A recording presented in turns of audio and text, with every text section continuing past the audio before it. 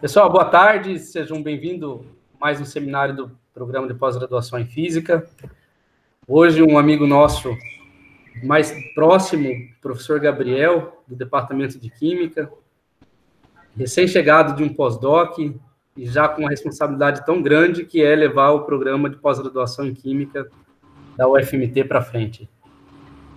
Eu vou dar uma pequena introdução do currículo do professor Gabriel, mas ele já é bastante conhecido de nossos alunos, de nossos colegas. Ele é natural do Presidente Alves, São Paulo, realizou 2 estágios de pós-doutoramento no exterior, em Físico-Química.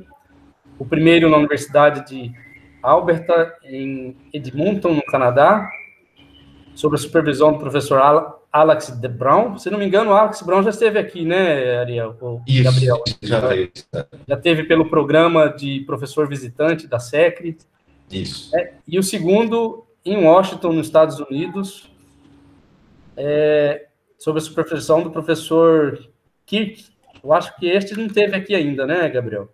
Ele veio uma semana em 2018. Ah, certo. Mas então, foi ambos bem já rápido. estiveram aqui pelo programa da SECRE, né? Ele possui doutorado em ciência na área de concentração de físico-química e mestrado em química na área de concentração de físico-química e bacharelado e licenciatura plena em química, obtido pela Universidade Federal de São Carlos, né, sobre a orientação do professor Lee. Ele foi professor adjunto do Instituto de Ciências Exatas e Tecnologia da Universidade Federal do Amazonas, no campus de Itacoatiara, e atualmente é professor adjunto 4 do Departamento de Química da Universidade Federal do Mato Grosso, né, nosso colega aqui do lado. Possui experiência na área de química teórica, computacional e física atômica molecular, onde tem desenvolvido pesquisas nos temas que eu vou citar agora: processo de colisão e interação de elétrons com átomos e moléculas, investigação de propriedades estruturais espectroscópicas para pequenas moléculas em fase gasosa, utilizando abordagem de alto nível, né, baseadas em configurações de interação ou de cluster coupled, né, acoplados, né? E usa principalmente a teoria do funcional da densidade para determinar as propriedades estruturais e energéticas associadas com presença de atividades antioxidantes em moléculas orgânicas. Estudou estrutura eletrônica de compósitos inorgânicos luminescentes, possui bolsista de produtividade de CNPq, né? E aí, já, nos pouco tempo que ele tem de doutorado, já publicou bastante artigos aí de alto impacto em revista especializada, mas quase 50 papers já publicados. Isso é um número expressivo, né, para um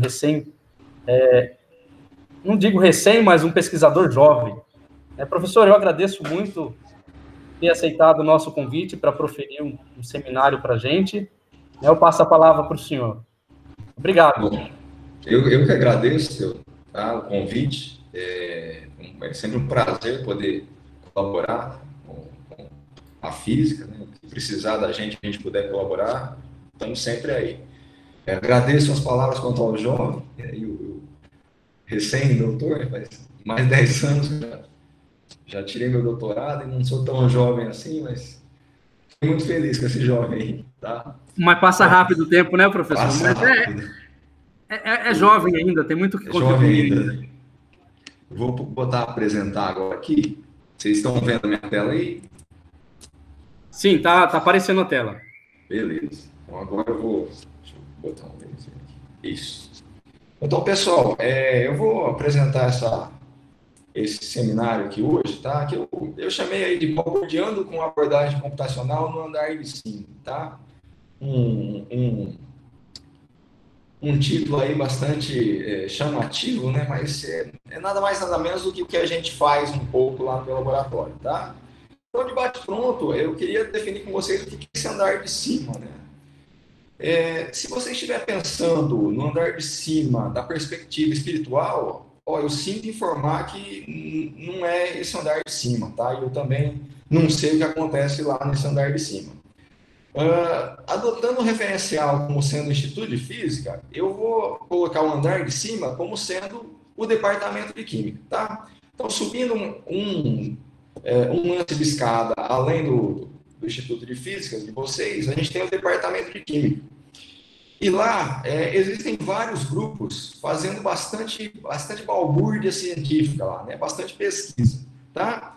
Dentre esses grupos, eu vou apresentar aqui o que a gente faz no laboratório de modelagem molecular, tá? Que é o laboratório no qual eu sou o líder das pesquisas, tá?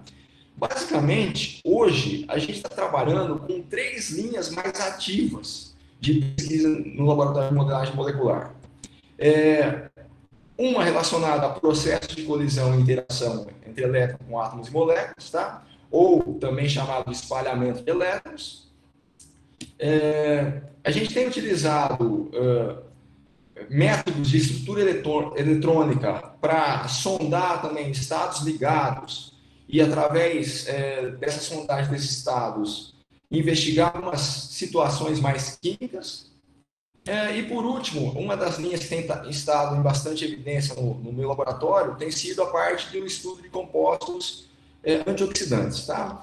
Em relação a esses compostos antioxidantes, o que a gente procura investigar é tanto sondar mecanismos associados à atividade antioxidante dos compostos, como prospectar novas espécies com atividade antioxidante aumentada, digamos assim. Tá?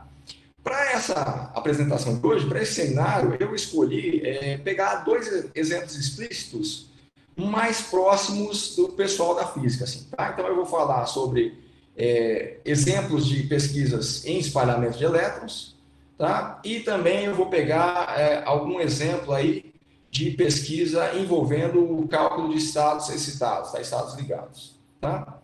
Bom, então, partindo agora para o exemplo de espalhamento, tá? Eu vou começar a falar aqui com vocês sobre a questão das seções de choque do espalhamento de elétron por moléculas. Tá? Seções de choque desse tipo de interação, elas são grandezas fundamentais, tá? Que estão constantemente associadas com áreas mais básicas da ciência, tá? Como, por exemplo, a área de física atômica e molecular. Então, os pesquisadores que trabalham nessa área são majoritariamente aqueles que desenvolvem pesquisas para desenvolver ferramentas, tanto técnicas experimentais como pacotes computacionais, né? Na questão de teoria, eles desenvolvem ferramentas para que seja possível a obtenção dessas grandezas, das seções de choque de interação eletromoléculas, tá?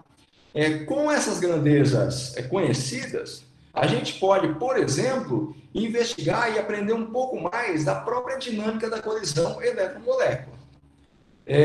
Também, através da investigação dessas seções de choque, a gente pode identificar alguns processos físicos bastante importantes, tá?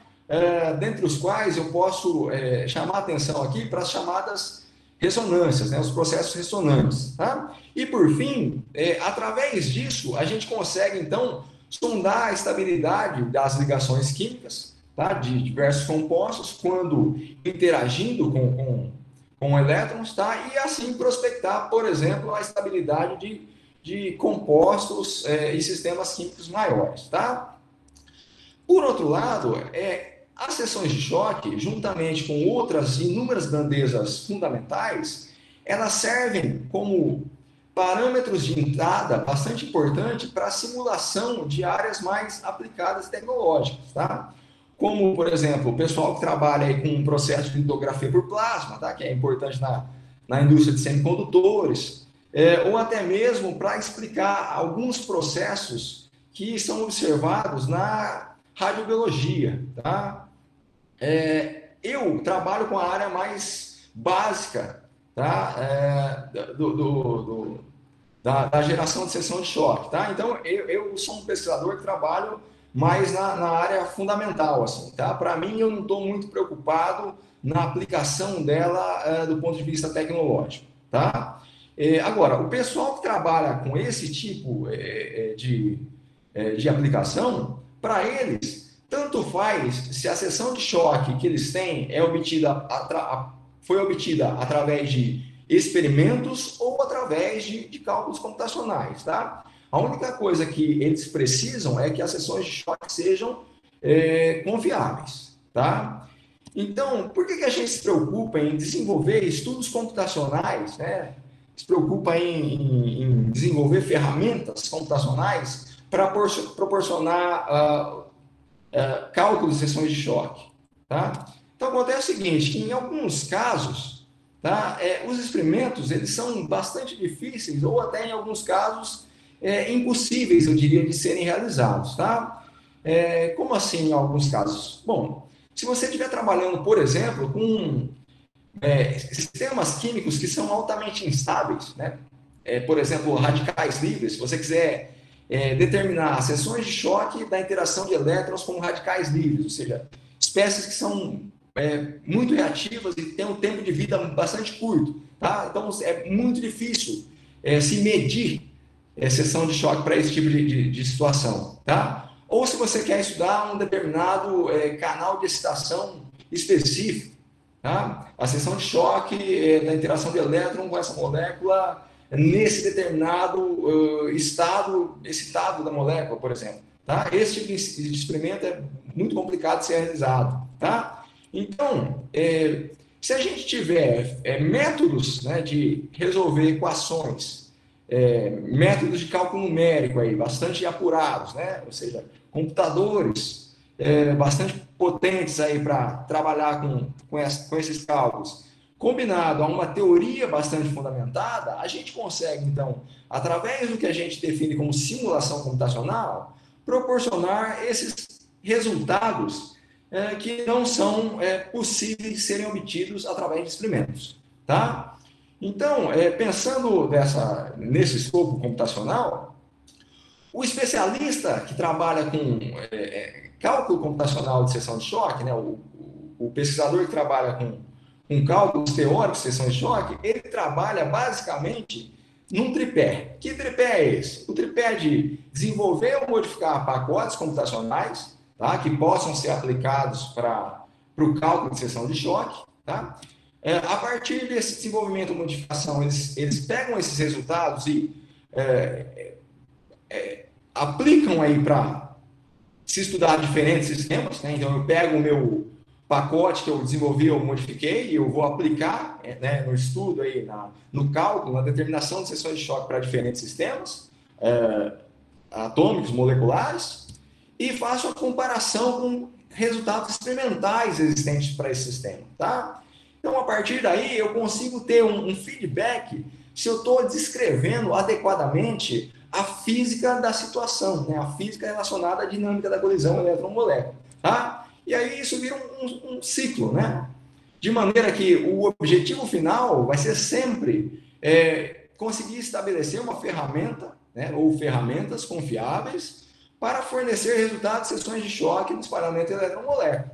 Tá? Então, a partir da validação dessas modificações do desenvolvimento de ferramentas computacionais, né, eu consigo, então, estabelecer, proporcionar uma ferramenta que, olha, se ela está funcionando bem, né, proporcionando aí a geração de resultados que são bastante bom acordo com resultados de seções de choque que eu tenho como ter medido experimentalmente.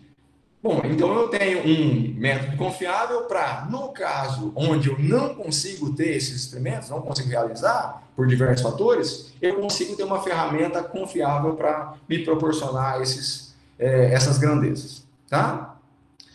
Para a gente definir fisicamente o que são as seções de choque que eu estou interessado, eu vou fazer uso aqui dessa ilustração de um típico experimento de colisão, tá? Onde a gente tem um feixe de elétrons, tá? Eu vou considerar esse feixe de elétrons como sendo monoenergético, tá? Ele é colimado e um elétron interage com um determinado alvo, tá? Átomo, molécula. E após a interação, os elétrons são espalhados em um certo ângulo θ em relação ao eixo de incidência Z, tá? Esses elétrons espalhados, eles vão ser aí possíveis eles vão ser detectados, né, por detectores que estão aí localizados a uma distância macroscópica do alvo, tá? Para fins didáticos, vamos considerar aqui que o fluxo de elétrons incidentes e o fluxo de moléculas aqui, ele seja de tal ponto que eu consiga ter uma única colisão aqui, de um único elétron com um único átomo ou molécula do gás, tá? Então, eu tenho sempre a colisão entre um elétron e uma molécula, por exemplo. Tá? Nesse experimento, alguns processos podem ocorrer. Tá? Como, por exemplo, para o meu caso, eu vou classificar eles como sendo de dois tipos. Simplesmente o espalhamento elástico e o espalhamento inelástico. Para os meus propósitos, eu vou chamar de espalhamento elástico simplesmente qualquer espalhamento onde o elétron que ele é detectado do detector, após sofrer a colisão com a molécula, ele tem a mesma energia cinética do elétron que foi incidido. Tá? Então, para meus fins, espalhamento elástico é isso. E espalhamento inelástico, eu vou definir como sendo todo elétron que for espalhado com energia menor do que a energia do elétron que foi incidido. Tá? Então, o elétron, ele vai trocar energia aí com a molécula, e a molécula ela vai sofrer excitações, né? Vibracionais, rotacionais, eletrônicas, assim por diante, ou até mesmo vai sofrer uma ionização, tá? Então, tudo que não é elástico, né, que o elétron detectado não tem a mesma energia do elétron incidente, eu vou classificar num balaio só como sendo espalhamento inelástico. Dessa forma, a gente tem, por exemplo, a seção de choque diferencial. Tá? A seção de choque diferencial, ela está relacionada com o ângulo com que o elétron é espalhado. Tá? Então, você tem aqui um exemplo de gráfico de seção de choque diferencial. Tá? Nesse caso aqui é para o espalhamento elástico, tá? Mas ela está relacionada, então, com o ângulo de espalhamento. Eu posso pensar na seção de choque diferencial como proporcionando uma medida da probabilidade de eu encontrar o elétron detectado, espalhado em um determinado ângulo, tá? Após a interação. Para o meu caso, eu vou estar preocupado aqui com a seção de choque diferencial exclusivamente para o espalhamento elástico, tá? Ou seja, então, essa seção de choque diferencial, no meu caso, ela vai fornecer uma ideia da probabilidade do elétron ser detectado num determinado ângulo, tá? Sendo espalhado após a colisão, e esse elétron detectado ter a mesma energia do elétron incidente, tá? Então, essa distribuição angular de elétrons que forem espalhados elasticamente é o que eu estou interessado aqui, é um dos parâmetros que eu estou interessado em obter, tá? Se a gente integrar essa curva aqui, tá, ao longo de toda a região angular, a gente vai ter a área embaixo da curva, né? Se a gente fizer isso para várias energias, né? Por exemplo, essa curva aqui é para elétron incidente de 20 eletronvolts, mas se a gente fizer para várias energias, a gente consegue construir um gráfico da energia em função desse resultado da seção de choque integrada aqui no caso, né? Isso é a própria seção de choque integral, tá? Então percebam que, olha, a seção de choque integral, ela não me fornece mais explicitamente a informação quanto à dependência angular do espalhamento, tá? A distribuição angular, ela não é observada aqui no gráfico de seção de choque integral, né? No caso aqui, elástico, tá? Mas ela me fornece outras informações bastante interessantes, tá? Por exemplo, essas estruturas aqui que são observadas, tanto nessa curva aqui da linha sólida, quanto nessa outra curva aqui da linha tracejada, são indicações de que, olha, nessa energia aqui, é possível que haja um processo ressonante. Tá? Ou seja, então, alguma atenção a mais a gente tem que gastar aqui para analisar se de fato é um processo ressonante e fazer a atribuição, né, do processo ressonante. Tá? Se a gente pegar a seção de choque integral elástica e multiplicar pela parcela que quantifica todo o momento transferido na colisão, a gente vai ter a seção de choque de transferência de momento, né? Onde eu também consigo, a partir da análise de um gráfico de seção de choque de transferência de momento, enxergar aqui a ocorrência de ressonâncias, né? Como, por exemplo, nessa estrutura aqui que está ao redor de 3 eletronvolts para esse caso. Do ponto de vista da mecânica quântica, a equação que a gente tem que lidar é a equação de Schrödinger não relativística independente do tempo, tá? Onde a função de onda do espalhamento, ela pode ser escrita dessa forma aqui, tá? Essa aqui é a função de onda total do sistema, no nosso caso o sistema é elétron-átomo, tá? Ela é escrita como sendo uma Expansão, em termos de um conjunto completo de funções de base, essas φn aqui, que nada mais são do que autofunções da hamiltoniana molecular, né? Então, essa φn é função de onda do alvo, da molécula, né? Então, essa φn a gente consegue obter com qualquer pacote de estrutura eletrônica que a gente conhece, né? Games, Gaussian, MoPro e assim por diante, tá? Os coeficientes associados a essa expansão são as funções de onda de espalhamento, tá? E o A aqui é um operador de simetrização, né? A gente está trabalhando com elétron, né? Então o princípio de exclusão de Pauli tem que ser obedecido. De bate-pronto a gente consegue ver aqui que a gente está tratando de um sistema de muitos corpos, né? Em princípio, aí, essa dependência aqui vai de R1, R2, até Rn, onde N é um número de elétrons do alvo, né? E a gente tem o Rn mais 1, né? Tem um elétron para complicar a situação aí, que é justamente o elétron do contínuo, né? O elétron de espalhamento, tá? Eu consigo melhorar essa situação aqui, tá? Contornar essa dificuldade, tá? Basicamente, o que eu faço? Eu pego essa função de onda expressa dessa maneira, coloco na equação de Schrödinger para espalhamento,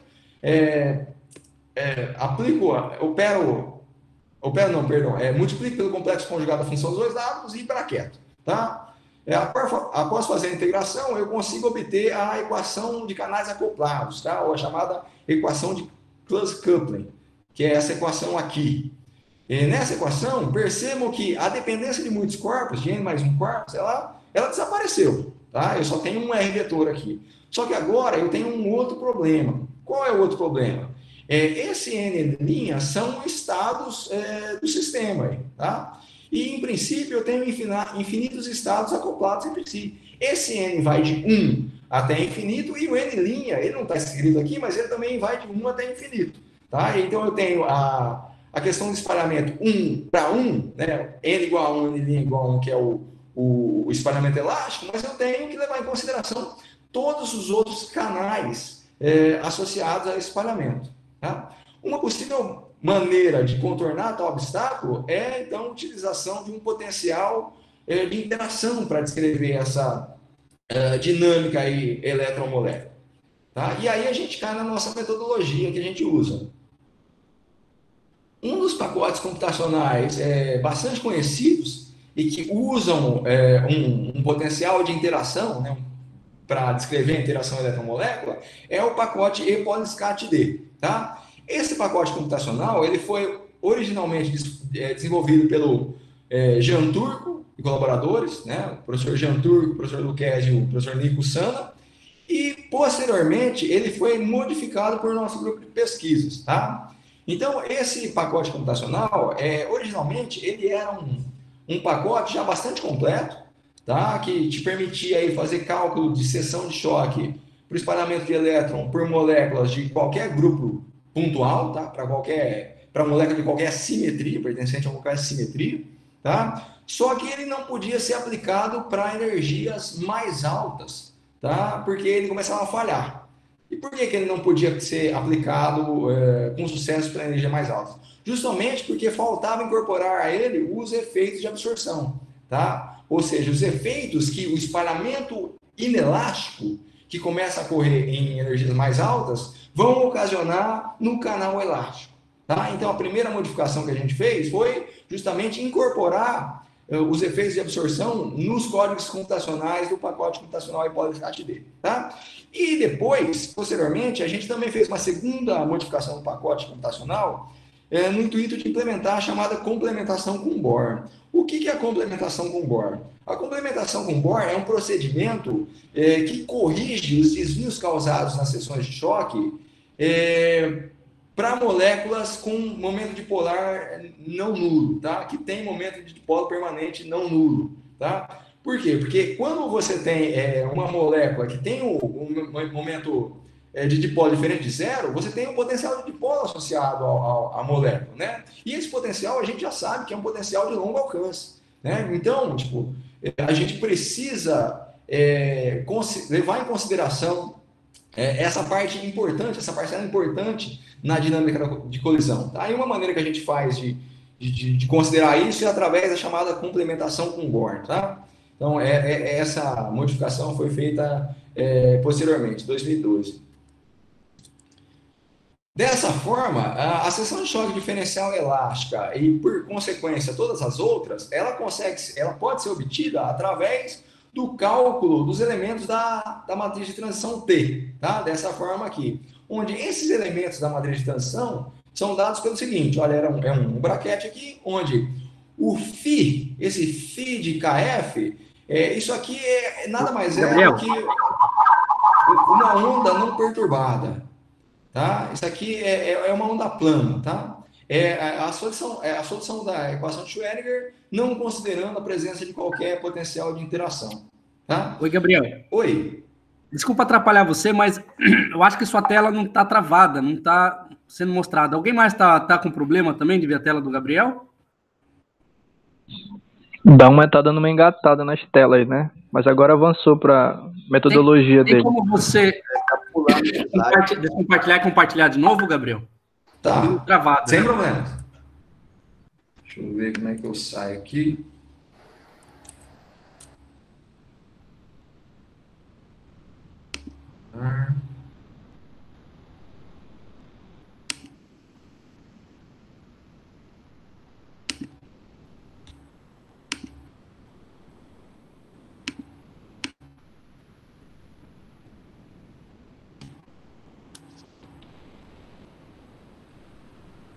Beleza, vamos tentar aqui.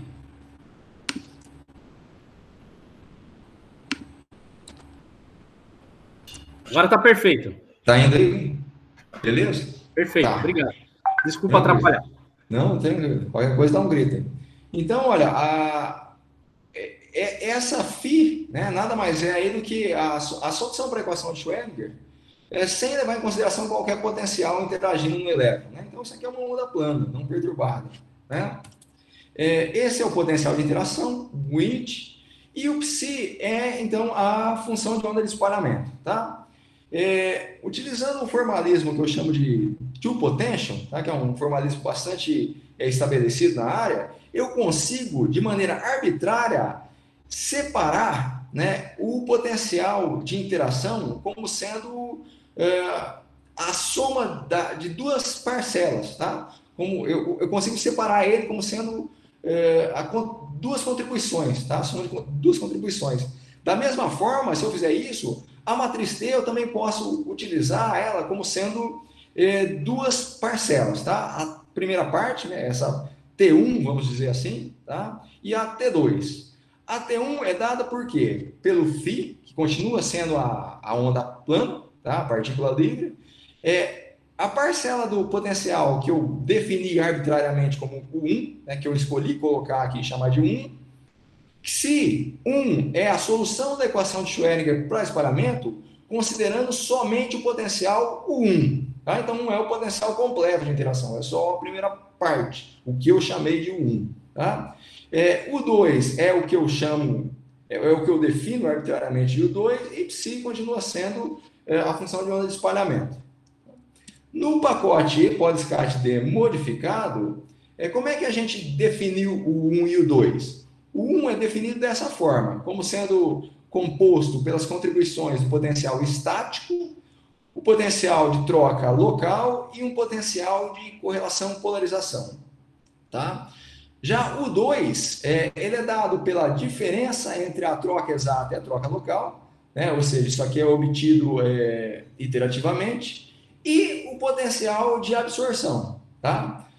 Falando um pouco mais sobre a física de cada potencial aqui, o potencial estático, tá? Que é obtido através da função de onda molecular, tá? Que a gente gera lá em qualquer pacote de estrutura eletrônica, esse potencial estático ele tem que levar em consideração simplesmente as interações colombianas entre elétron de espalhamento, elétrons do alvo, da molécula, e elétron de espalhamento e os núcleos do alvo. Tá? O potencial de troca, você tem que considerar que você está trabalhando com elétrons, né? Então elétrons são partículas indistinguíveis. O Gabriel, desculpa, mas ainda está... O slide ainda está travado. Está travado? Tá você deve estar apresentando um slide acima do 16, parou no 16. Você está no slide 16? Está no 17. Está no 16 ainda aqui. Vamos tentar de novo aqui. Espera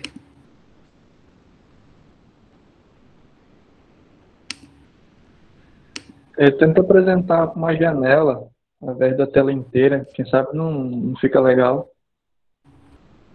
Isso, boa, vou tentar fazer isso.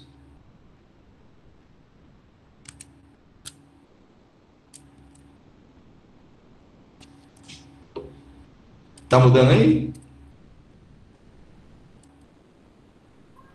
Tá apresentando, tá? Tá. Mas eu acho que você não apresentou só a janela, você apresentou toda a sua tela. Isso. Eu vou manter assim, aí você vai me falando, tá? Tá. Então, olha, o potencial de troca, né, ele tem que levar em consideração que a gente está trabalhando com elétrons, né, e elétrons são partículas indistinguíveis, né? Então, você não sabe quando você detecta um elétron espalhado, se o elétron é o elétron de incidência ou se de repente ele trocou com algum elétron da molécula, né? No nosso caso, a gente parte aí de um potencial local, tá? Um potencial modelo de rara para troca. O potencial de correlação polarização, ele funciona como uma correção no potencial estático, tá? Devido aí à polarização, né, da distribuição eletrônica do alvo, né, em decorrência da aproximação do elétron, tá? A gente utiliza como potencial de correlação polarização, potencial modelo também, potencial local, tá? Usualmente o modelo de Padial e Norcross. E o potencial de absorção, ele é bastante importante, principalmente para energias mais altas, no nosso caso, tá? Que é onde existe a diminuição do fluxo de elétrons que são espalhados elasticamente devido à ocorrência dos processos inelásticos. Tá? O modelo que a gente usa foi um modelo desenvolvido pelo grupo do professor Lee Mutal, que era o meu ex-orientador de mestrado e doutorado. Mudou a transparência aí, Teodo? Agora eu vou para resultado de alguns sistemas aqui. Ainda está na 17. Ô, louco. Eu mudei para 18 aqui. Não, tá congelada a sua imagem. O que será isso? Você não quer tentar compartilhar somente agora mudou. Agora mudou. Compartilhar somente a janela do PowerPoint? Como é que eu faço isso? Você volta lá e para de compartilhar. Ah. Aí compartilha de novo. Uma janela. Aqui está aparecendo só a tela inteira. Não está aparecendo para você uma janela ou uma guia? Não. Bom, então esse sistema que não permite, mas tudo bem então. Tá, aqui está só a tela inteira.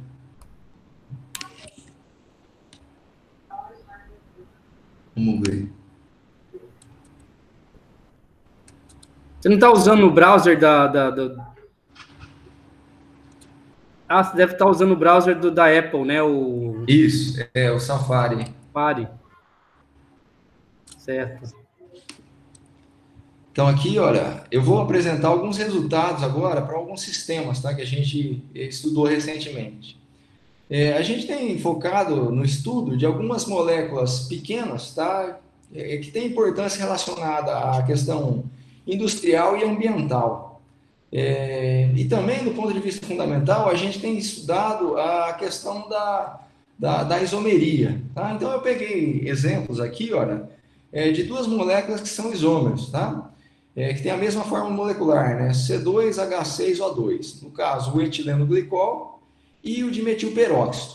Tá? O etileno glicol ele tem duas hidroxilas, né, na sua forma estrutural, enquanto que o dimetilperóxido ele não tem nenhuma hidroxila, né? Ele é um peróxido, ele tem a ligação simples oxigênio-oxigênio. Tá? Então, aqui, olha, eu vou apresentar alguns resultados agora de seção de choque diferencial elástica. Mudou a tela aí? Então, olha, aqui eu vou apresentar alguns resultados de seção de choque diferencial, no caso aqui para o espalhamento elástico para essas duas moléculas, tá? Então, olha, aqui tem gráfico de 5 EV, né, energia incidente 5 EV, 9 EV, 10 EV, 15 EV. O que a gente pode notar aqui, olha, a curva em preto, né, que é o espalhamento de elétron pelo etileno glicol, e a curva tracejada em vermelho, que é espalhamento de elétron pelo de metilperóxido, elas têm ali magnitude mais ou menos semelhante, né? Só que tem algumas diferenças quanto à quantidade de mínimos, né, que aparecem nelas. Tá? Por exemplo, se a gente pegar para 10 eletronvolts, o etileno glicol ele apresenta aí a tendência de formar 3 mínimos rasos, tá? Enquanto que essa tendência não é observada no resultado para dimetilperóxido. Tá? Como a gente faz, tanto para as funções de onda que a gente trabalha, quanto para os potenciais, expansão em termos de ondas parciais, a ocorrência de 3 mínimos, ela dá uma indicação para a gente da preponderância da onda do tipo F nessa expansão em ondas parciais. Tá? Enquanto que 2 mínimos indica a preponderância da onda do tipo P. Tá? Quando a gente vai para energias mais altas, né? Pode passar, por favor, Tony.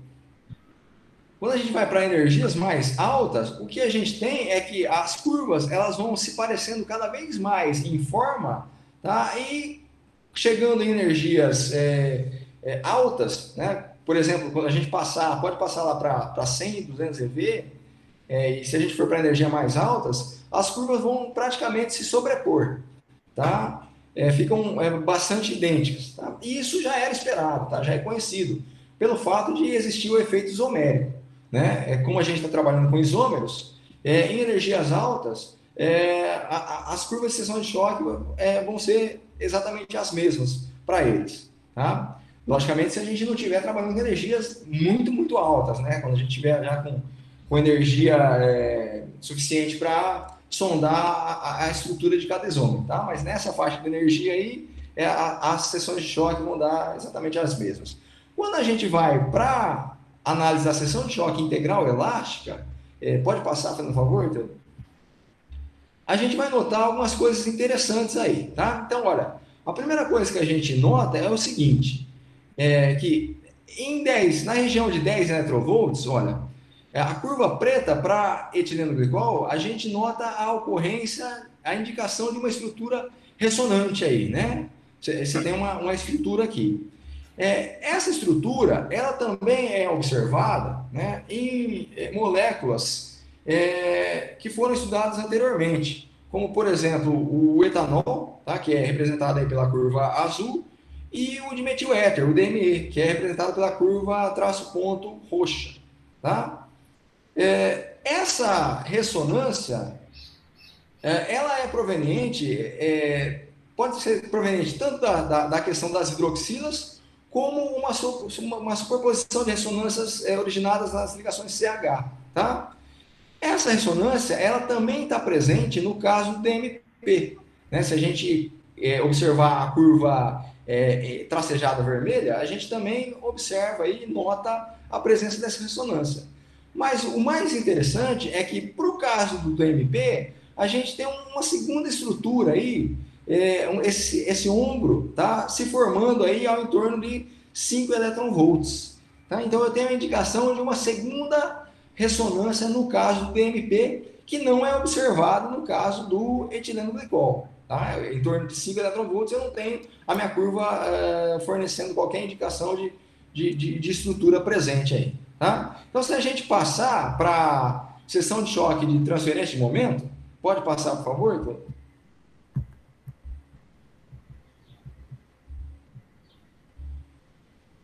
A gente continua observando a existência, então, de duas estruturas aí para o caso do dimetilperóxido, né, para o caso do DMP, e nenhuma segunda estrutura ao redor de 5 eV no caso do etileno glicol. Tá? Quando a gente vai para a análise das somas das autofases, né, pode passar a transparência, e a análise da decomposição da seção de choque integral elástica em função das representações irredutíveis, né, das simetrias do grupo pontual, no caso o C2H, a gente observa que, para o caso do etileno glicol, a estrutura observada ali ao redor de 10 eletronvolts é realmente uma ressonância, né, como pode ser observado aí na mudança da soma das autofases. Tá? E essa ressonância ela é composta por uma superposição de duas ressonâncias. Né? uma originária aí na simetria BU e outra na representação irredutível do tipo AU. Enquanto que, no caso do dimetilperóxido, né, nesses resultados em vermelho, a gente observa que a ressonância em torno de 10 netrovolts, ela é proveniente da simetria BG, enquanto que a ressonância observada em torno de 5 eletronvolts, ela é originária da representação irredutível BU, tá? Então, o que a gente consegue concluir com essa análise? Tá? O que a gente aprendeu dessa balbúrdia toda para esse caso aqui? Né? Então, passando a transparência, então, aí estão as ressonâncias, tá? O que a gente aprendeu? É que, bom, a gente consegue retirar aqui, bom, o etileno glicol, ele apresentou um padrão de onda F, né, como sendo predominante na expansão de ondas parciais, enquanto que o dimetilperóxido apresentou um padrão de onda D nos resultados da seção de choque diferencial.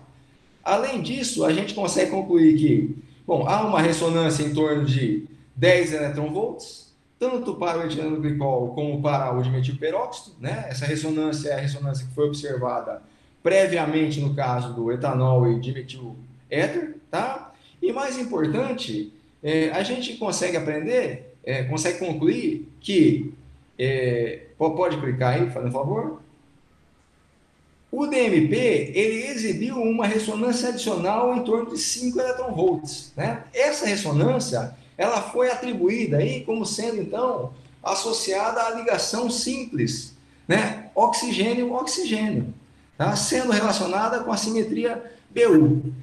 Ora, então, o que a gente tira desse estudo aqui? Bom, que há ressonância em ligação simples, oxigênio-oxigênio, tá? Não existem, até o momento, resultados de seções de choque tanto para etileno glicol como para dimetilperóxido, nem em alta energia e nem em baixa energia, experimentais, tá? Então não foi realizado nenhum experimento para medir seção de choque de elétrons por essas moléculas em qualquer faixa de energia. Cálculo também a gente não tem, tá? Não tem resultado disponível com outros métodos até o momento, tá? Então o que a gente pensou? Bom, vamos ver o que a gente acha para algum peróxido, né? E no caso de peróxido, o único conjunto de resultados que estão disponíveis na literatura são resultados de seções de choque diferencial integral elásticas, perdão, para o espalhamento de elétrons pelo peróxido de hidrogênio, né? Que foram publicados, se não me engano, em 2017 ou 2018, então são recentes. E esses resultados, o método que os autores empregaram, eles só conseguem empregar aquele método em energias acima do potencial de ionização da molécula. Ou seja, então, na região energética, onde a gente queria ver se tinha ressonância ou não, a gente não tinha nenhuma informação disponível, tá? Então, olha, para o caso desse estudo, tá, com o etileno glicol e o dimetilperóxido, quem quiser conhecer um pouco mais do estudo completo, pode passar, fazendo favor, a transparência. Ele foi publicado recentemente, tá? Ele é fruto aí de parte de trabalho de mestrado do Newton, esse rapaz à esquerda aqui, que é meu aluno de mestrado, e juntamente com o Temerson, que passou um tempo como IC lá no meu laboratório, ele é aluno aí do Instituto de Física, tá? Então, quem quiser conhecer um pouco mais, esse estudo está publicado recentemente aí no Journal of Electron Spectroscopy Related Phenomena, tá? Como a gente viu que, olha, peróxido de hidrogênio, que é uma molécula estudada pra caramba do ponto de vista de estrutura eletrônica, né? Estudada pra caramba do ponto de vista mesmo experimental, tá? Não tinha nenhum estudo para espalhamento de elétrons a baixa energia, a gente decidiu aprofundar um pouco mais o estudo, né? Então, passando para frente aí a transparência, o que a gente fez? Bom, eu peguei e falei assim para o Newton, vamos calcular a gente, então, a seção de choque de espalhamento de elétrons pelo peróxido de hidrogênio, tá? Em energia baixa, em energia alta, e ver o que a gente encontra aí, né? Para ver se realmente a gente encontra alguma indicação da existência da ressonância na ligação O simples O, né? Oxigênio e oxigênio simples, tá? Só que no caso, o peróxido de hidrogênio, ele é muito estudado, né, do ponto de vista da abordagem computacional, justamente por ele ter o que a gente chama de rotação interna livre, praticamente, né? Ou seja, a energia associada à rotação desse diedro aí, ela é praticamente nula, ela é muito baixa, tá?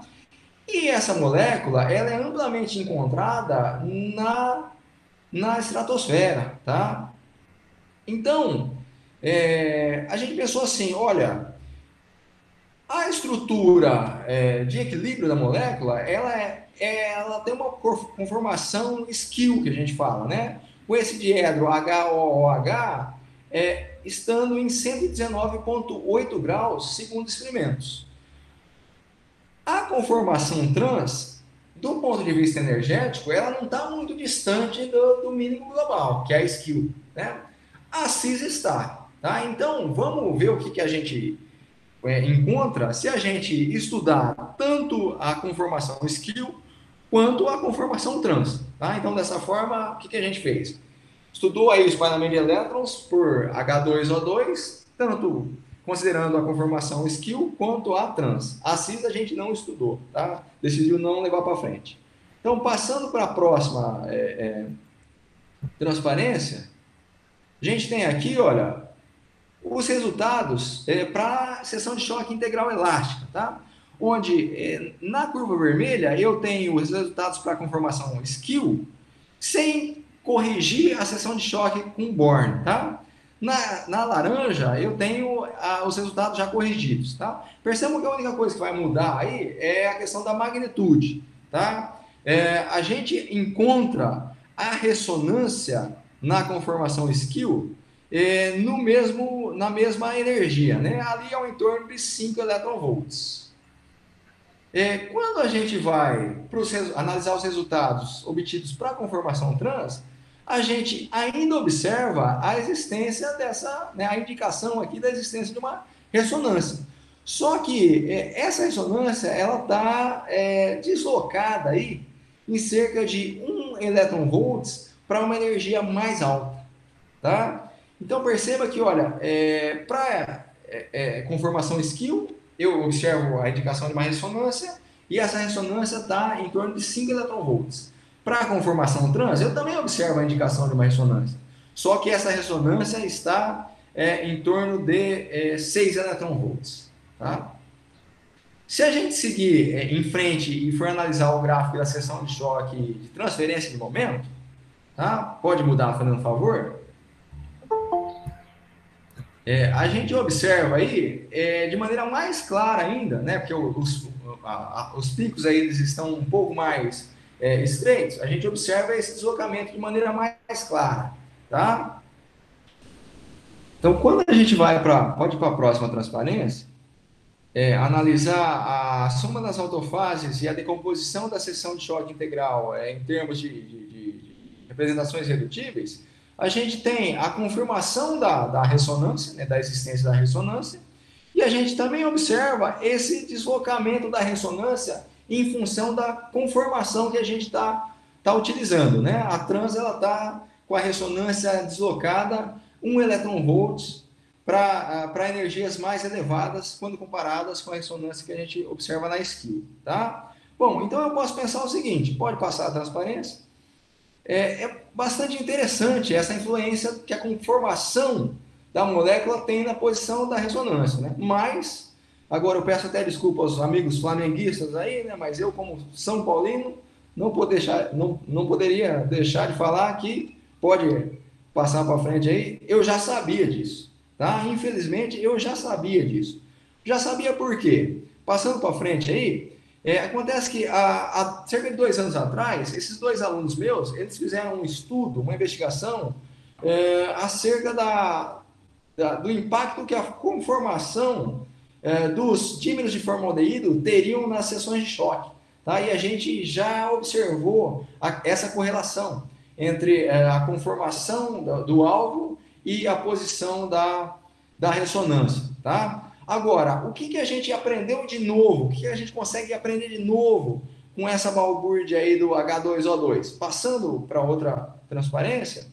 Bom, uma novidade é em relação à análise dos orbitais que estão associados com a ressonância, tá? A novidade, então, se dá ao fato de que a relação com a contribuição do caráter antiligante do orbital sigma-estrela tem com esse deslocamento. Como assim? Bom, o deslocamento ele pode ser, em princípio, explicado, no caso dos resultados para a conformação trans, devido ao fato do orbital LUM+1, que é o associado à ressonância, ter um caráter antiligante mais acentuado do que o orbital LUM+1 da conformação SKIL, tá? Então a gente consegue fazer essa associação aí.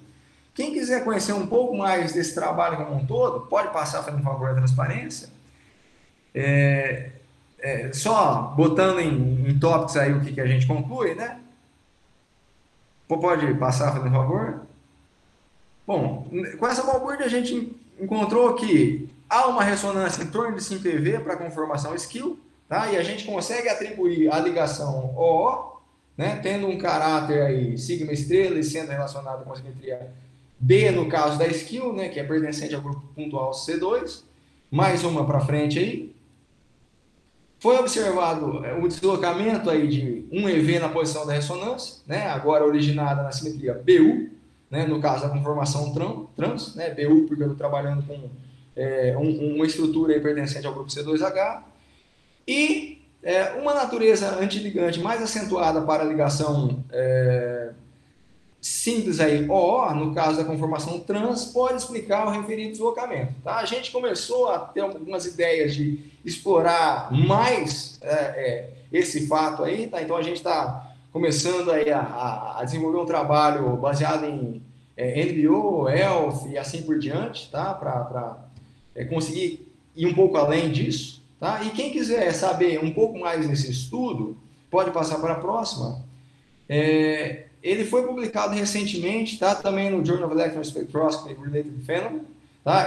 Parte também da dissertação de mestrado do Newton, tá? E contou também aí com uma parcela de contribuição aí do Rodrigo, tá? Que é ex-aluno nosso aqui e está terminando lá o doutorado dele com o professor Banhato, o professor Albérico, lá em São Carlos, tá? Pode passar para frente, fazendo favor. Bom, agora eu vou dar só um exemplo de pesquisas que a gente faz envolvendo aí determinação de propriedades ligadas aos estados ligados, tá? Não vou falar de espalhamento agora. Esse exemplo que eu peguei aqui é o exemplo dos... Pode passar, por favor? É o exemplo dos PFAS, tá? Então aqui eu vou falar um pouco mais de química. O que são PFAS? PFAS são substâncias polifluoroalquiladas, tá? Como assim? Pode passar aí, por favor, que vai aparecer as estruturas moleculares de alguns PFAS, tá? Então aqui eu tenho ilustração de exemplos, tá? São moléculas constituídas aí de átomos de carbono, flúor, enxofre, oxigênio e hidrogênio, ou carbono, flúor, oxigênio e hidrogênio, tá? Então eu tenho aqui, por exemplo, olha, o ácido perfluorooctano sulfônico, tá? Então eu tenho uma cadeia aqui de carbono e flúor, e lá no final da cadeia, por exemplo, eu posso ter um grupamento SO3H, tá? Ou eu tenho alguns PFAS que eu tenho 2 grupamentos desse tipo, né? Um em cada ponta da cadeia, ou vários, tá? E aqui no de baixo, o ácido perfluorooctanoico, ele tem a C-OOH, tá? Aqui no final, ao invés do SO3H, tá? Agora, uma coisa que eu tenho que chamar a atenção é que existem diversos PFAS, tá? Assim como os hidrocarbonetos, esse tipo de compostos, eles também existem centenas deles, tá? A depender aí do arranjo da cadeia carbono-flúor, tá? De onde eu conheci, né, essas substâncias? Bom, aí vai um pouquinho de história agora, tá? Pode passar para a próxima, por favor? essas substâncias eu conheci da seguinte maneira. Pode ir apertando aí. Eu estava nos Estados Unidos, né, fazendo um pós-doc, era sexta-feira, eu estava na minha casa, era 6 horas da tarde, e nessas condições aí de pressão e temperatura, geralmente eu costumo beber uma cerveja, tá? Então, nessas condições, pedi uma Samuel Adams, aí bem gelada, eu abri uma dessa e também fiquei ali fazendo uma maratona de vídeos, tá? Maratona de vídeos aonde? Pode passar, por favor? Uma coisa que eu tenho para mim, eu gosto muito do YouTube, né? Quando eu estou assim em casa, eu fico assistindo o YouTube e o YouTube eu acho interessante nele que ele vai te sugerindo vídeos, né? Conforme que você vai assistindo, né? Tem vezes que ele sugere uns vídeos e separa uns vídeos nada a ver com você, mas na maioria das vezes ele acerta, né? Então, assistindo vídeos no YouTube, eu cheguei ao seguinte vídeo. Pode apertar, por favor? Então, era um documentário da CNN, bem recente, falando de problemas relacionados à qualidade da água em diversos estados dos Estados Unidos. Tá? E aí, aquele lance, né? Um vídeo sugere outro, um vídeo sugere outro, e eu fui fazendo uma maratona aí, de vídeos desse tipo, onde eu conheci, né, tomei conhecimento do problema relacionado do problema que estava sendo acontecendo nos Estados Unidos em decorrência da contaminação da água deles lá por PFAS. Tá? Então, pode ir avançando aí, fazendo favor. Olha, tem vários documentários, tá? Tem documentário do CDC, até associando aí o PFAS com problemas de saúde, pode ir passando para frente aí, tá? Tem documentários que estabeleceram até um apelido para esse tipo de compostos, tá? Os químicos para sempre, tá? Devido à dificuldade com que eles são degradados, né? Porque eles são muito difíceis de serem removidos completamente da água, tá? E tem até, pode passar para frente aí, um filme, tá? Com esse ator famoso aí, da questão aí que trata da contaminação aí, envolvendo PFOA, tá? Que é um tipo de PFAS, causado por uma grande companhia química, tá? Então, quando eu comecei a ver esses vídeos, eu tive uma ideia assim, né? Falei, bom, eu vou para a literatura, eu vou ver qual é o estado das pesquisas em torno dessas substâncias, né? Eu nunca tinha pensado em pesquisar sobre elas, estava vendo que estava um problema real e recente nos Estados Unidos. Falei, vou para a literatura, vou lá para o Web of Science e vou ver o que tem. Pode passar, por favor? E aí, nesse caso, o que eu encontrei foi, de cara, um artigo que era muito recente, tá? Publicado lá por um grupo do pessoal da Califórnia, estudando justamente a questão da extinção dos PFAS, tá? Então, esse artigo é um artigo que ele é majoritariamente experimental, tá? O pessoal é um grupo experimentalista que tem apenas alguns resultados de teoria. Beleza. Então, olha, esse artigo, ele é um artigo majoritariamente experimental, tá? Onde tem só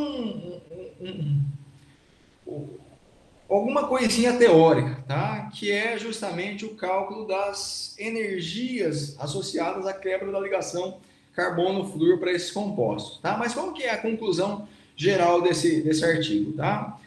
Os autores, eles concluem que, olha, é muito difícil realmente extinguir o PFAS, tá? Quer seja por qualquer um dos métodos que eles empregaram, tá? Baseados aí na questão da remediação por interação de luz com as amostras. E eles chegaram à conclusão de que eles indicam que o PFBS e o PFOS, que são PFAS que contêm aquele grupamento SO3H, eles são muito difíceis de serem degradados, tá? Então, eles são os mais difíceis. Passando para frente,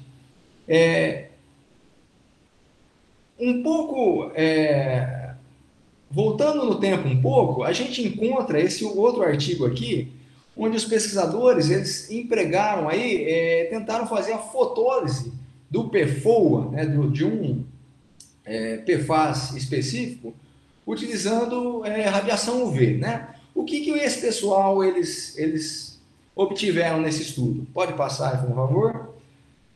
Bom, eles obtiveram a seguinte indicação. O PFOA, ele também é difícil de ser degradado, tá? Não como o PFBS ou o PFOS, mas ele também é difícil de ser degradado. Só que, através do estudo deles, eles também tiveram a seguinte ideia. Pode passar, por favor? Eles chegaram à conclusão de que a degradação do PFOA, ela foi aumentada com o uso de radiações combinadas. Então, ao invés de eles inserirem apenas uma fonte de radiação, né, quando eles incidem apenas radiação a 254 nanômetros, 254 nanômetros, o PFOA ele degrada pouco. Agora, quando eles utilizam de duas radiações combinadas, uma setada em 254 nanômetros e outras em 185 nanômetros, essa degradação ela é aumentada consideravelmente. Tá? Então, aí eu peguei e tinha um aluno meu que defendeu recentemente, trabalhando de situação, né? De estudo de degradação de compostos que têm problemas ambientais, que causam problemas ambientais, tá? Então eu peguei esse aluno meu e falei, olha, você vai fazer um estudo paralelo aí com esses PFAS, tá? Então o que você vai fazer? Bom, podemos passar para frente. Esse aluno é o Antônio, tá? Que fez mestrado, defendeu comigo recentemente. Bom, a primeira coisa que a gente fez foi o seguinte, vamos pegar o que tem de trabalho, de resultado teórico até hoje, e vamos tentar reproduzir e calibrar os nossos resultados. Então, o que a gente achou foi justamente os resultados das entalpias de associação da ligação carbono-flúor publicados pelo pessoal em 2019. Né? Então, os resultados deles, eles utilizaram DFT, tá? Porque, dado o tamanho da molécula, o tamanho das moléculas que eles estavam investigando e a necessidade de se levar em consideração a água, né, como solvente, eles resolveram utilizar DFT, funcional B3-LIP, né, provavelmente funcional mais utilizado no mundo, né, ainda mais por experimentalistas, né, e um conjunto de função de base 6311 mais G2D2P. Tá?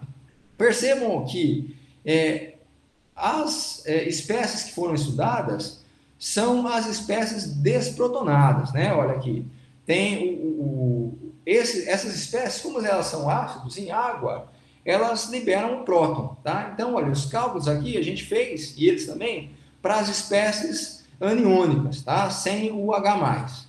Tá? Então, o que a gente fez? Bom, primeiro a gente refez os cálculos, utilizando um funcional de troca-correlação aqui, é um pouco mais elaborado que o B3-LIP, né? A gente usou o CAM B3-LIP, tá? Pelo fato de que a gente sabia que a gente ia estudar estados excitados posteriormente, e a gente também utilizou o M062X, né? Pelo fato também de que, como a gente ia sondar estado excitado, a gente sabe que esses dois funcionais, eles são bastante indicados para sondar estados excitados, né, nesse tipo de molécula, tá? Molécula mais ou menos desse tamanho, tá? A gente sabe isso baseado em benchmarks que foram realizados recentemente. E além disso, a gente calibrou os resultados através de cálculos utilizando métodos pós-Hartree-Fock, tá? Como eu estava lá nos Estados Unidos nessa época, eu tenho acesso a um cluster lá ligeiramente, vamos colocar assim, mais poderoso do que a capacidade computacional nossa aqui. Eu pude fazer cálculos aí usando MP2, CCSD e CCSDT. Aí a gente viu que os resultados usando DFT estavam descrevendo bem as entalpias de associação de ligação. Tá? Então, passando para o próximo slide, quando a gente começa a analisar os resultados, um comportamento, uma tendência interessante que a gente observa nos nossos resultados e também nos resultados obtidos pelo pessoal que publicou aquele artigo, é que, olha, no caso dos compostos que têm o grupamento SO3-, o carbono ligado a esse grupamento hidrofílico, ele vai ter aí uma energia para quebra da ligação CF maior do que o carbono vizinho a ele, né? Então, por exemplo, câmbio 3 LIP, olha, é 464,0 kJ por mol para quebrar essa ligação, tá? Do carbono que eu chamei de 1. No carbono 2, ela já é 455,2, né? Então, ela é menor. Quando a gente analisa o PFOA, por exemplo, né? Pode passar para a próxima, por favor. O PFOA, ele já inverte essa tendência, tá? Então, olha, o carbono ligado ao grupamento hidrofílico, aí, olha, ele tem aí, por exemplo, em câmbio 3-LIP, uma energia associada à ligação, à quebra da ligação CF, tem energia de 458 kJ por mol. Tá? Enquanto que o seu vizinho, né, o 3 aí, ele no mesmo nível de teoria é 461,8. Né? Então, ligeiramente acima. Tá? Então, uma coisa que a gente se perguntou assim foi o porquê, né? No artigo do pessoal lá do Bentel e colaboradores, eles não ligaram muito para essa tendência, né? Mas a gente falou, olha, será que não é interessante a gente explorar um pouco, tentar explicar o porquê que há essa inversão? Então, passando para a próxima transparência, a gente consegue estabelecer uma relação, explicar essa mudança da tendência em termos do orbital molecular aí, o ocupado de mais alta energia, né? Onde em todos os compostos que possuem o grupamento SO3-, o HOMO deles está bem localizado em torno desse grupamento SO3-. Por outro lado, nos compostos, como o PFOA aqui, contém um C-O-, né? Esse HOMO está mais disperso, né? Mais delocalizado através dos carbonos e dos flúores vizinhos ao grupamento hidrofílico. Tá? Seguindo em frente, a gente começou então a sondar agora os estados excitados associados a cada um dos compostos. Tá? Então, para isso, a gente escolheu utilizar TDDFT, tá? Funcional CAMB3LIP e IM062X, pelo fato que eu tinha dito antes. O conjunto de funções de base, a gente manteve. Tá? Por que a gente manteve? A gente manteve porque foi o conjunto de funções de base utilizado pelo Bentel e colaboradores no artigo dele. Tá? Então, em princípio, a gente tinha um chão para comparar aí, né? A gente sabia algo para comparar em termos daqueles resultados de propriedades para o estado fundamental. Né? A gente decidiu manter aqui para o estado do estado, só que a gente também fez um pequeno benchmark aqui no nosso caso. Né? A gente pegou e refez os cálculos utilizando o conjunto de funções de base de Dunning, né? Com muito mais funções difusas do que esse conjunto de Pope aqui. Tá? A gente utilizou a GCC-PVTZ e viu que os resultados eles não mudavam praticamente nada quando comparados aos resultados obtidos com esse conjunto de função de base. Tá? Então a gente estava tranquilo assim para utilizar esse conjunto de função de base. Então, quando a gente observa aqui os resultados para a molécula de PFBS, o que a gente tira daqui? Olha, a gente tira aqui o primeiro estado singleto excitado para o PFBS, tá? Ele é encontrado em energia consideravelmente elevada, né? Isso aqui está no V de vácuo, né? 7,23 eletronvolts, por exemplo, em CAMB3LIP, né? 6311 mais G2D2P, e 7,42 EV, por exemplo, usando o M062X, tá? E, além disso, as forças de osciladores associadas a esse estado, a esse primeiro estado excitado, singleto, elas são consideravelmente pequenas. Tá? A mesma situação é observada no caso do PFOS. Né? Pode passar aí, fazendo um favor? Pode passar. Então, olha, no PFOS, o primeiro estado excitado, né, por consequência todos os outros, estão, né, o primeiro está em energias muito elevadas, tá? E com força de oscilador bastante pequena. Quando a gente vai analisar os estados excitados, né, os primeiros estados excitados para o PFOA, pode passar, fazendo favor, o que a gente observa? A gente observa que há a diminuição na energia de excitação, tanto para o primeiro estado excitado, quanto para o segundo estado excitado. Tá? Então, olha, perceba que esses dois estados excitados eles estão em energia muito mais baixas do que as energias associadas à excitação do primeiro estado para o PFBS e o PFOS. E, além disso, por exemplo, o segundo estado excitado aqui, ele tem uma força excitador consideravelmente maior do que se a gente comparar com as forças excitadores associadas ao primeiro estado excitado do PFBS e do PFOS. Tá? Então, essa observação, ela corrobora com aquilo que o Giri e colaboradores observou lá na degradação do PFOA, né? Que, olha, o PFOA, ele é mais fácil de degradar do que o PFBS ou do que o PFOS, e, além disso, se a gente utilizar, né, no caso deles, né, como eles utilizaram duas radiações combinadas ao invés de uma, eles têm um aumento na degradação do PFOA. Por quê? Porque conforme a gente sondou, existem em princípio, dois estados excitados acessíveis. Aí, né? Um mais, o outro menos. Mas existem, em princípio, dois estados excitados acessíveis. Indo para frente,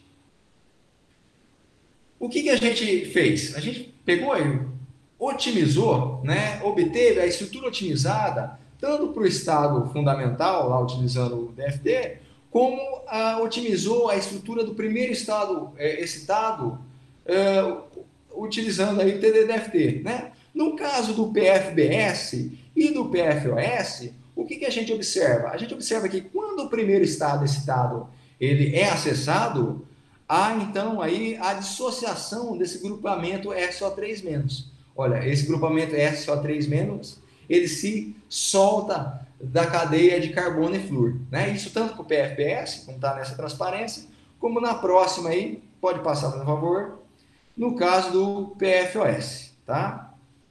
Quando a gente vai agora para o caso do PFOA, né, que não contém o SO3-, mas contém o C+O-, a gente não observa qualquer C+O-, qualquer carboxila sendo liberada aí quando o primeiro estado excitado singleto é acessado. Tá? Agora, lembrem que eu falei para vocês que, olha, essas espécies, elas são ácidos. E lá da química geral, que eu costumo dar para a física, a gente sabe que ácido em água, ele libera H+. Né? Só que também da química geral 2, a gente sabe que existe um negócio chamado deslocamento de equilíbrio para ácidos fracos. Então, a gente consegue, com conhecimento químico, manipular, tá, a quantidade de ácido que se encontra dissociado ou não. Tá? A quantidade de ácido que se encontra sem o H+, tá? O H+, sendo cedido para a solução, e com o H+.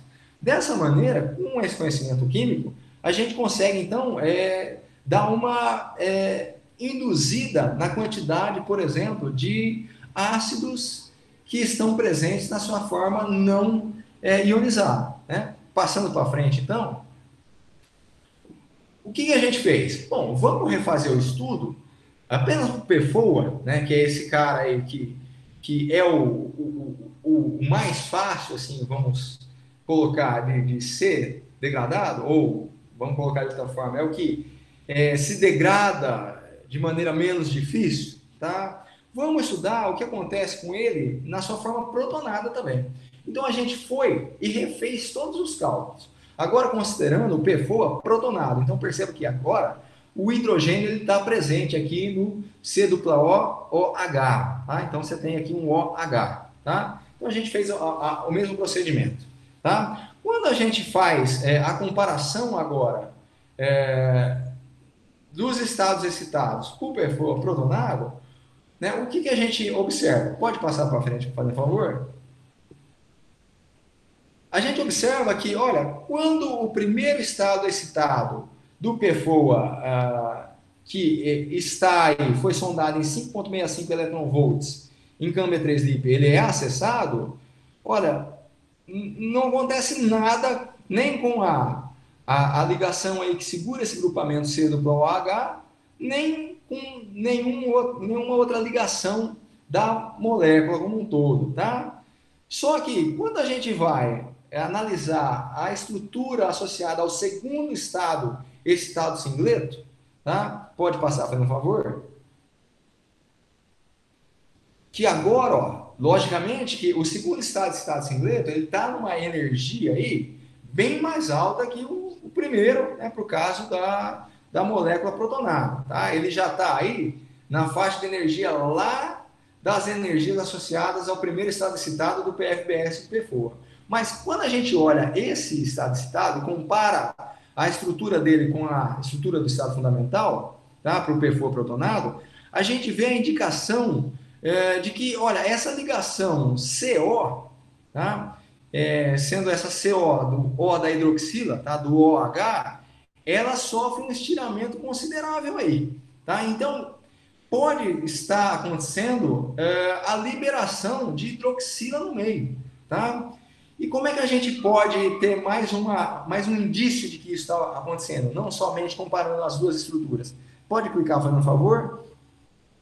A gente consegue ter mais um indício quando a gente analisa o LUMO para esse composto, tá? Para essa molécula, tá? Onde o LUMO é o orbital que está associado à transição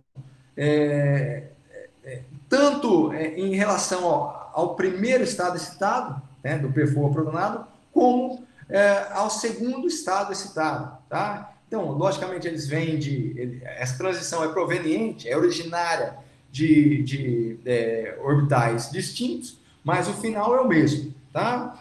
E esse LUMO, ao analisar o gráfico dele, a gente consegue ter, né, e também analisar a contribuição dele, né, um pouco mais, como eu posso dizer, explicitamente, a gente consegue ter a ideia de que aquela liberação de hidroxila, ela está acontecendo por conta do caráter antiligante do LUMO que está se encontrando majoritariamente ao redor dela, tá? Então, passando para frente aí, o que a gente pode aprender com essa balbúrdia em específico?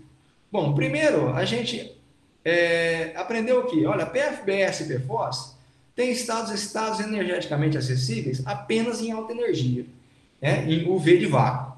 Isso corrobora o que o Giri e colaboradores observou, tá? Outra coisa, o grupamento SO3- ou SO2O-, ele é liberado quando o primeiro estado excitado singleto de ambos os compostos ele for acessado, tá? Além disso, a gente conseguiu aprender que os dois primeiros estados excitados singletos do PFOA foram encontrados em energia consideravelmente mais baixas em relação ao PFBS ou PFOS. Bom, isso aqui também está de acordo com o que o pessoal encontrou experimentalmente, né? Nada novo até aqui. Seguindo em frente, o que a gente consegue encontrar de novo, né, é indicar que, olha, a hidroxila, radicais hidroxilas, eles podem ser gerados quando o PFOA protonado interage com radiação de aproximadamente 7,98 eV, tá? Calculado nesse nível de teoria aqui, tá? E com isso, o que é interessante? Para frente. Esse radical, ele é um radical altamente reativo, né? Inclusive, o pessoal que trabalha com degradação, existem diversos processos que o pessoal induz a geração desses radicais para que a degradação ocorra de maneira mais completa, mais rápida, né? Então, olha, a gente consegue tirar o seguinte, né? Olha, tal radical ele pode contribuir para uma degradação mais rápida do PFOA e de outros PFAS que são frequentemente encontrados junto com este composto em aplicações práticas, tá? Porque esses compostos, eles são advindos de processos industriais e geralmente eles são desprezados, bastante deles, tá? Juntos, assim, tá? Então, a formação desse radical pode, de repente, a ajudar numa degradação mais eficiente desses outros compostos também, tá? Passando para frente, quem tiver interesse aí em saber do trabalho completo que a gente fez, tá? Recentemente foi publicado aqui no Physical Chemistry Chemical Physics o artigo desse trabalho, tá? Então, o Antônio, esse rapaz aqui, os autores são apenas ele e eu, né, que são os que fizeram a pesquisa. Ele é o meu aluno de mestrado que defendeu, ele que carregou grande parte do piano e eu só fui dando norte aí, tá? Seguindo em frente, para finalizar aqui, tá? Sei que o pessoal está meio já cansado, só para citar outras balbúrdias que são realizadas aí no andar de cima, tá? No departamento de química no meu laboratório, tá? Então, olha, a gente também tem estudado aí, como eu citei, mecanismos de fotodegradação ou degradação induzida aí por radiação, tá? Para diversos compostos que tenham apelo ambiental, tá? Por exemplo, esse artigo publicado recentemente aí, na Journal of Photochemistry and Photobiology, é um artigo que eu tive uma ideia e esse rapaz aqui, o Rodrigo, tá, que foi ex-aluno nosso aí, ele efetuou os cálculos, tá, sobre explorar aí os estados fundamentais e os primeiros estados de quat para quat, que são dois herbicidas amplamente utilizados, tá? Esses herbicidas eles são até banidos na União Europeia, só que nos Estados Unidos e no restante do mundo é permitido ainda, tá?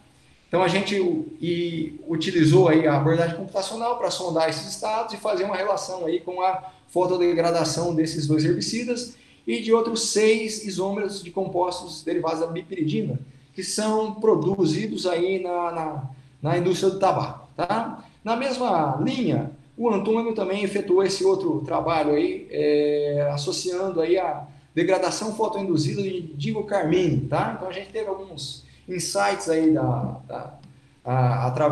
partir do estudo computacional para aplicar e empregar em colaboração com pesquisadores experimentalistas, tá? Esse pessoal aqui, Flaviana, Fernando e Mônica, são experimentalistas lá da UFSCar, Lagoa do Sino. Tá? Seguindo para frente, uma outra balbúrdia que eu tenho feito aí é com relação aos antioxidantes, né? Então, basicamente, a gente tem sondado mecanismos relacionados à atividade antioxidante de compostos orgânicos e utilizado de parâmetros que são calculados através da utilização de métodos de estudo eletrônico, tá? Associados a esse mecanismo, para sondar aí possíveis novos compostos antioxidantes. Né? Quem tem trabalhado mais ferrenhamente com essa área no meu grupo é o José Luiz, né? Que é esse José LF Santos aqui. Aí o Yuri também tem desenvolvido bastante coisa nessa linha. Tá? Para frente, seguindo para frente, só finalizando, a gente tem feito alguma coisinha aí, começado a fazer alguma coisinha sobre a prospecção de compostos geradores de dióxido nítrico, tá? NO, fora do corpo, o pessoal costuma falar que, olha, fora do corpo NO é veneno, né? Mas dentro do corpo ele é bastante importante para a saúde, tá? Para a manutenção da saúde. Tá? Então, a gente começou a mexer com isso, o primeiro artigo nosso saiu esse ano, tá? Proveniente dessa linha. Tá? O Rafael Mota é meu aluno de iniciação científica. E fechando, seguindo em frente aí, a gente também tem trabalhado em colaboração com grupos canadenses na questão da investigação de mecanismos associados à fosforescência de compostos de telúrio e bismuto, tá? Que são sintetizados por colaboradores lá. Tá? Quem quiser ver um pouquinho mais do trabalho, pode seguir para frente aí. A gente pode indicar esses 2 trabalhos que foram publicados recentemente.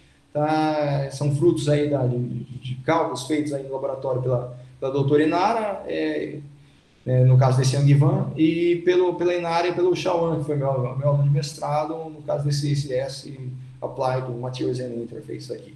Tá? Bom, isso dito, eu tenho que agradecer aqui, passando para frente, aí, o pessoal que segura o piano, né, que carrega o piano, que é o pessoal que ex-aluno ou aluno, né, aluno ou ex-aluno meu aí, tá? Aqui tem um pessoal aí que já se foi, não é que eles morreram não, tá? Eles a gente só tem mestrado aí, e o pessoal defende e tem que fazer doutorado, né? Infelizmente, a gente não tem o doutorado como na física. Então, o pessoal está fazendo doutorado em algum lugar ou está trabalhando, tá? E, por fim, agradecer os financiadores, né? Indo para frente aí, no meu laboratório, basicamente, eu só recebi financiamento do CNPq, tá? Até o momento, infelizmente, eu tenho 10 anos de carreira, 7 anos e meio de FMT, eu ainda não recebi nenhum dinheiro da FAPEMAT, não, tá? Mas se eles quiserem dar algum dinheiro para mim no futuro, eu agradeço bastante. E a CAPES pela bolsa dos meninos, tá? Eu agradeço a paciência de vocês aí, agradeço o convite do Teudo, e quem quiser fazer alguma pergunta, estou aqui para isso. Obrigado, Gabriel, realmente impressionante o trabalho. Hoje a internet não quis ajudar muito a gente, mas deu para ter noção aí do quanto que você tem trabalhado aqui na UFMT e formado os alunos, né? Mas como você disse, é uma pena que a gente não tem conseguido segurar esses alunos, né? Imagina, segurar tudo isso aqui na UFMT, quanto que a gente não estaria produzindo? Eu costumo dizer que o ruim lá da gente é que a gente, por exemplo, eu pego o aluno no IC, né? Vamos supor. Aí você fica 2 anos com ele, aí você tem um mestrado, aí fica mais 2 anos. A hora que ele tá bom pra caramba, sabendo tudo, tem que dispensar. O Antônio, particularmente, eu conheço, né? Ele não vai embora, ele trabalha aqui. O Antônio foi um caso à parte, assim, né? Ele é perito, né? E aí ele veio fazer mestrado, mas ele trabalha, né? Então... Pois é. Bom, temos que fazer uma parceria aí. Se os alunos quiserem, que não tem condições de sair de Cuiabá para fazer doutorado em Química, e forem ficar em Cuiabá, a física está de portas abertas, viu? Se você quiser mandar seus alunos e continuar orientando, está de portas abertas. Certeza que eu quero. Então vamos conversar sobre isso. Vamos sim. Pessoal, eu abro questão, agradeço aí a paciência de vocês e desculpa pelos problemas técnicos que tivemos. Eu abro para alguns questionamentos, mas vou avisando que está trovejando muito aqui. Não sei onde que você mora, Gabriel, mas... aqui o tempo fechou. O meu bairro, quando começa assim, agora a internet falha, a luz vai embora. Aqui também. Então, temos tempo para poucas perguntas, né? Quem tiver interessado. Então, eu já selecionei algumas aqui, né? Eu queria perguntar de você o seguinte, Gabriel. Você explicasse o que é um TDDFT, Time Dependent Density Functional Theory. O que é a teoria funcional de densidade dependente do tempo? E por que usá-la? Então, o TDDFT, ele é um método aí que a gente utiliza para cálculo de propriedades associadas a estados excitados, né? É baseado em teoria de resposta linear, né? E assim, o pessoal utiliza muito porque ele é conveniente, né? Ele é fácil de ser empregado com sucesso tanto em alvos, em sistemas menores como em sistemas médios, um pouco maiores até, né? E é fácil de se considerar solvatação nele, né? Por exemplo, a gente tem outros métodos que em princípio poderiam ser utilizados, né? Baseados em função de onda mesmo. Mas do ponto de vista do custo computacional, às vezes fica muito proibitivo, né? Eu vou pegar, por exemplo, a questão dos PFAS aí, né? Para calibrar os resultados obtidos usando DFT e TDDFT, o que a gente fez foi calcular um PFAS menorzinho, né? Contendo 2 carbonos só, tá? Então, com isso, a gente conseguiu utilizar DFT, MP2, CCSD, CCSDT, falando das propriedades relacionadas a estado fundamental, e conseguiu utilizar também EON CCSD para ver aí como é que estava o comportamento do TDFT, né, versus aí um método mais poderoso baseado em função de onda, tá? A gente conseguiu usar EOM CCSD aqui, né, com o que a gente tem aqui, que a gente tem Gaussian 0,9 e uma determinada capacidade computacional. A gente conseguiu usar ele só considerando fase gasosa, né, sem considerar sua rotação. Através do acesso ao cluster do Canadá, a gente teve acesso ao Gaussian 16. E o Gaussian 16 ele tem o MCCSD considerando solvente. Tá? Então, a gente conseguiu fazer essa comparação. O cálculo TD-DFT, se você comparar em termos de custo computacional, ele é muito, muito, muito mais barato do que um cálculo desse tipo. O cálculo EOM-CCSD, dessa versão menor do PFAS, a gente chegou quase no all time, que é o tempo máximo que o cluster disponibiliza lá para o pesquisador canadense, e a gente não conseguiu obter os 4 estados que a gente obteve usando o TD-DFT em, sei lá, 1 hora de cálculo, nem isso, utilizando um notebook, né? Então, a gente teve que baixar o número de estados. A gente sondou só 3. E comparando os resultados, a gente tem a indicação de que, olha, o TD-DFT, ele fornece para essa classe de compostos resultados que estão condizentes com esses métodos bem mais custosos, né, onerosos do ponto de vista computacional e baseados em função de onda, né? Então, o TD-DFT, mesmo ele sendo, vamos botar assim, um método mais aproximado, né, baseado em densidade eletrônica, tudo, mas ele consegue suprir bem essa determinada necessidade nossa para essas moléculas. Mas o que evolui no tempo? É a função de onda ou é a densidade? No caso então, esse é um debate interessante. Porque DFT, por definição, a gente aprende que DFT não tem... ao invés de usar a função de onda, você usa a densidade eletrônica, né? Mas há uma maneira de você recuperar a função de onda, né? Mesmo para o DFT, você consegue recuperar, né? Tanto, por exemplo, para espalhamento, geralmente, a gente precisa de função de onda molecular, né? Sem função de onda molecular, a gente não tem a expansão como fazer a expansão da função de onda total do sistema, né? Mas tem grupos que estudam o espalhamento utilizando um método baseado em método de COM, né, com densidade eletrônica. Tá? Então, tipo, você pode considerar que ambas aí, você pode considerar evoluindo no tempo. Tá, entendi. Bom, queria aproveitar aqui para agradecer a presença de todos, em especial o professor Jackson, nosso coordenador aí da PPG, da Pró-Reitoria de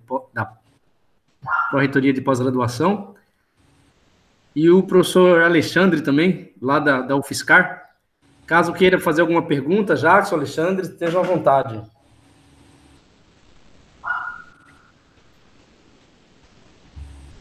Alexandre, quer abrir seu microfone, Alexandre? Você fez uma pergunta no chat, se quiser pode abrir seu microfone. É possível... estou vendo aqui, obrigado. Sim. Professor, é mais uma curiosidade mesmo, porque assim, só eu colocar um contexto da pergunta, desculpa interromper o senhor.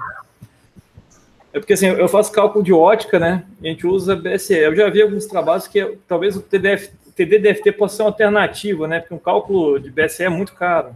O senhor sabe mais ou menos como que seria isso? É possível utilizar sim. Tá? Que propriedade você está interessado mais especificamente? O que eu calculo hoje é espectro de absorção, né? Então, eu estava com estudo cristalina, né? Certo. É possível, sim. Tá? Isso aí é bem direto, assim. Logicamente que é bom você ter algo para calibrar os seus resultados, né? Mas é possível, sim. É bem tranquilo. Tá?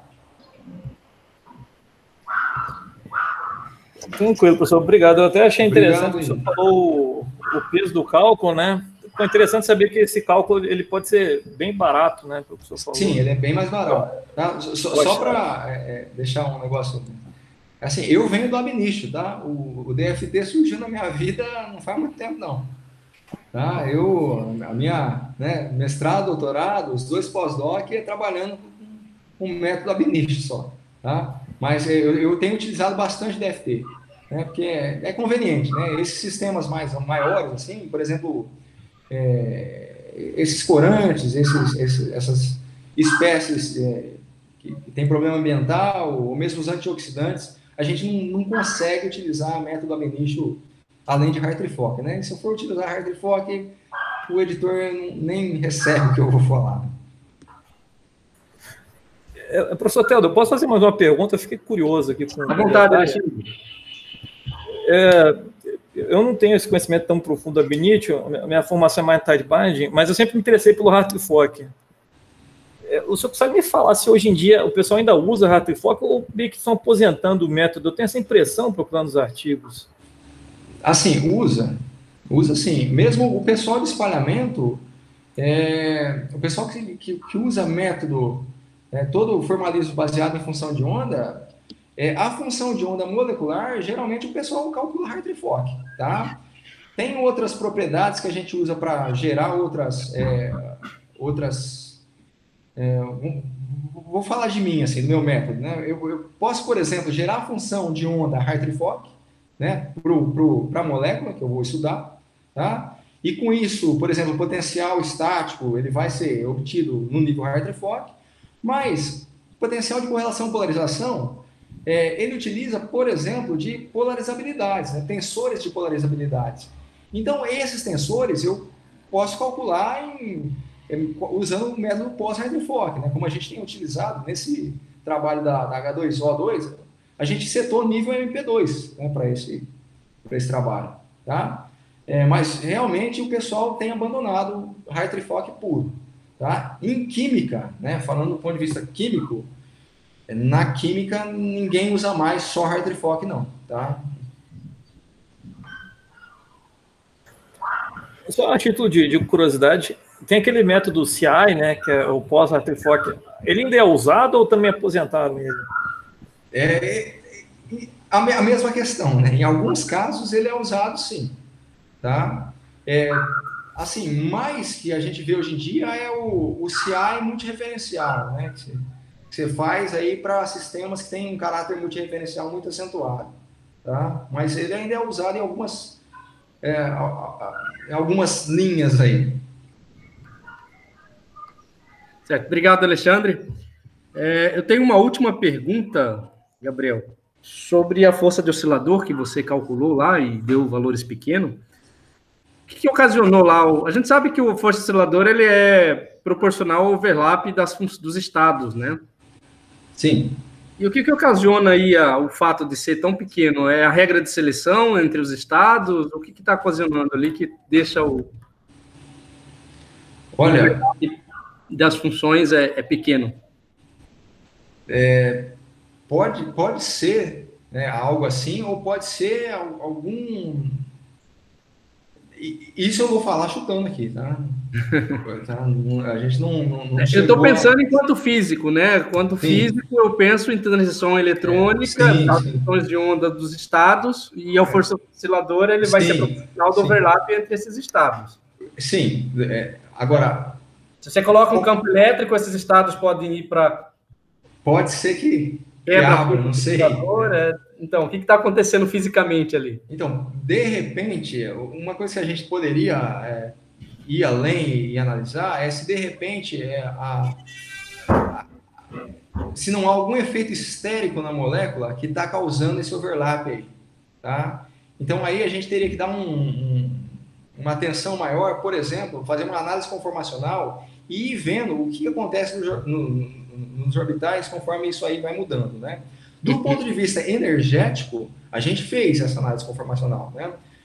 A gente pegou e varreu, rodamos uma dinâmica aí, pegamos acho que uma meia dúzia de conformações mais estáveis e foi acompanhando o que acontece nos valores de energia de excitação vertical, tá? Para cada conformação, e a força de oscilador. Não zerou nem aumentou, tá? Mas a gente analisou bem, assim, por cima isso aí. Entendi, obrigado. Pessoal, alguém mais quer fazer alguma pergunta? O Jackson deixou aqui no chat, Gabriel, um parabéns para você pelo excelente trabalho que foi desenvolvido. Valeu, estamos na luta. Obrigado, Jackson. Jackson também é da UFMT lá de Barra. Você já deve ter recebido. Já. Nosso pró-reitor. Ainda não.